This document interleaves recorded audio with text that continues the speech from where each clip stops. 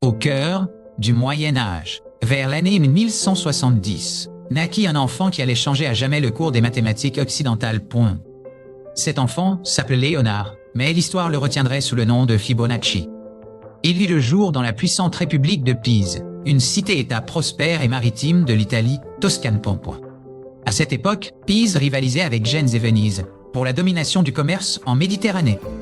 Le père de Léonard, Guglielmo Bonacci, était un fonctionnaire des douanes et un marchand influent. On le surnommait souvent Bonaccio, ce qui signifiait « homme de bonne nature » ou « simple ».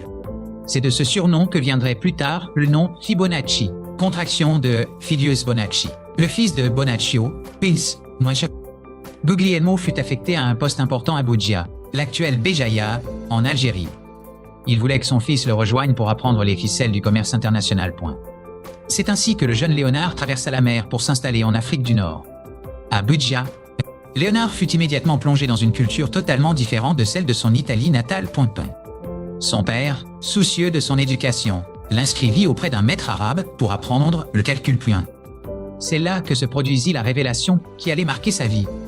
On lui enseigna l'art des 9 symboles indiens, les ancêtres de nos chiffres actuels.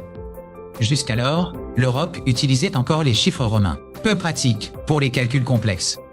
Léonard découvrit avec stupeur l'efficacité incroyable de ce nouveau système de numération. Il apprit également l'existence d'un symbole révolutionnaire, le zéphir, ou zéro. Ce concept du vide, inconnu des Romains, permettait une notation positionnelle d'une puissance infinie, pointée, solaire. Fasciné, le jeune Italien décida de consacrer sa vie à l'étude de ces méthodes. Il ne se contenta pas de rester à Bougia. Avec la bénédiction de son père, il entreprit un grand voyage autour du bassin méditerranéen.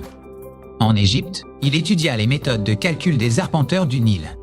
En Syrie, il rencontra des savants qui lui apprirent l'algèbre d'Al-Khwarizmi.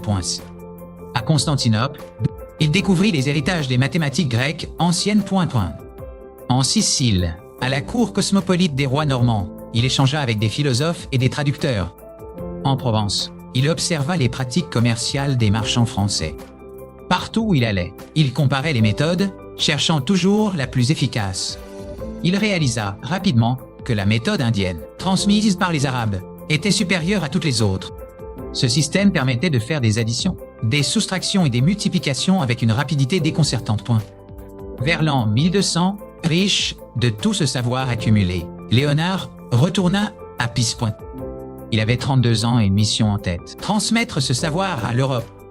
Il s'attela à la rédaction de son œuvre majeure, le Liber Abbasi, ou livre du calcul.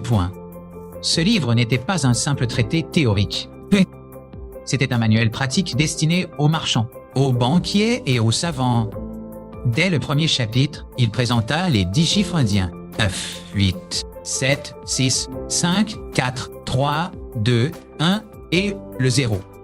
Il expliqua comment, avec ces seuls symboles, on pouvait écrire n'importe quel nombre.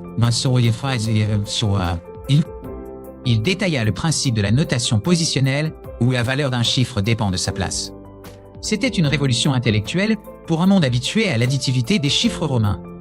Le Liber Abbasi contenait de nombreux exemples concrets liés à la vie quotidienne. Il expliquait comment convertir les monnaies des différentes républiques italiennes.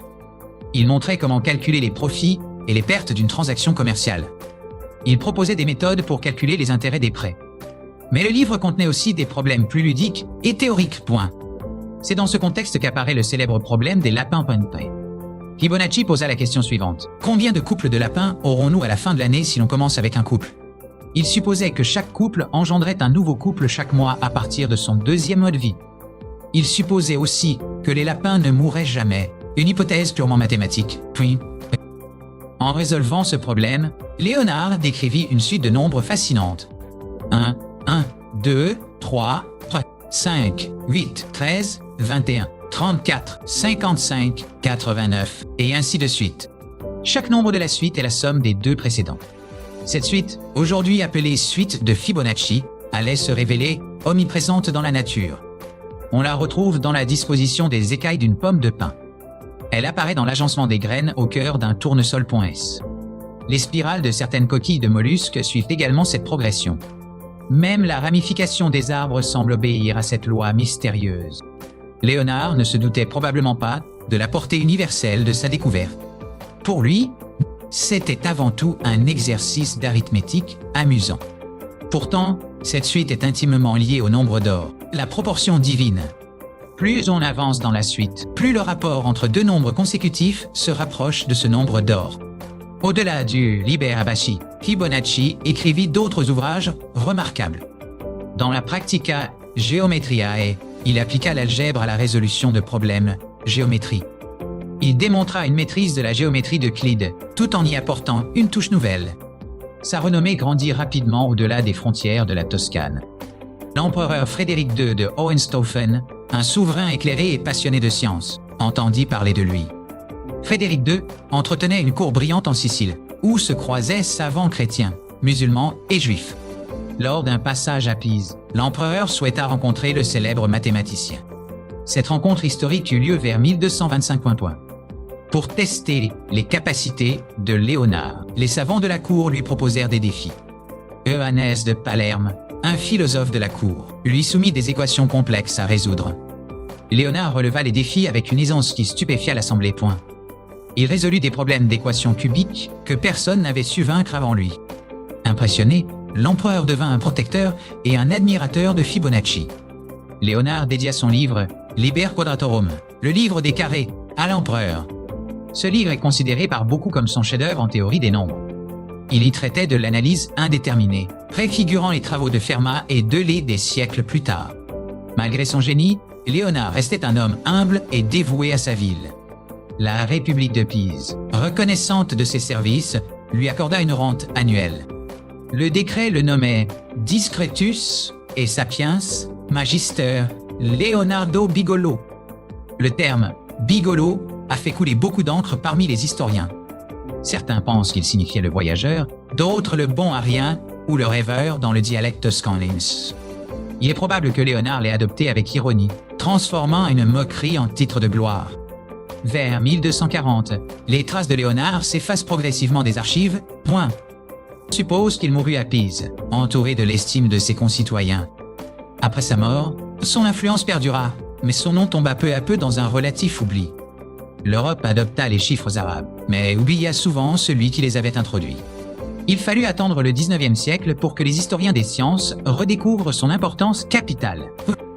C'est l'historien Guillaume Libri qui forgea le nom Fibonacci tel que nous le connaissons. Au XIXe siècle, la ville de Pise érigea une statue en son honneur.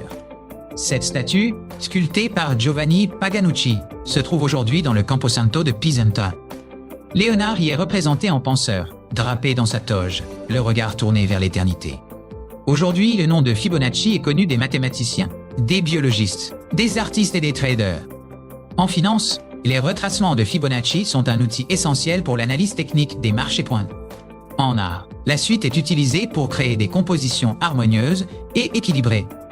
En informatique, l'algorithme de Fibonacci est un classique pour l'apprentissage de la récursivité. Léonard de Pise n'était pas seulement un passeur de savoir. Il fut un véritable créateur, un esprit qui sut voir l'ordre caché du monde. Son héritage réside dans chaque calcul que nous faisons aujourd'hui. Sans lui, le développement scientifique de l'Occident aurait été considérablement retardé. Il a jeté un pont entre les civilisations, prouvant que la science n'a pas de frontières. Léonard Fibonacci reste l'une des figures les plus lumineuses du Moyen-Âge européen. Son histoire nous rappelle que la curiosité et l'ouverture d'esprit sont les moteurs du progrès. Ainsi s'achève le récit de l'homme qui apporta les chiffres en Europe. Que son nom soit à jamais associé à l'harmonie des nombres et à la beauté de la nature.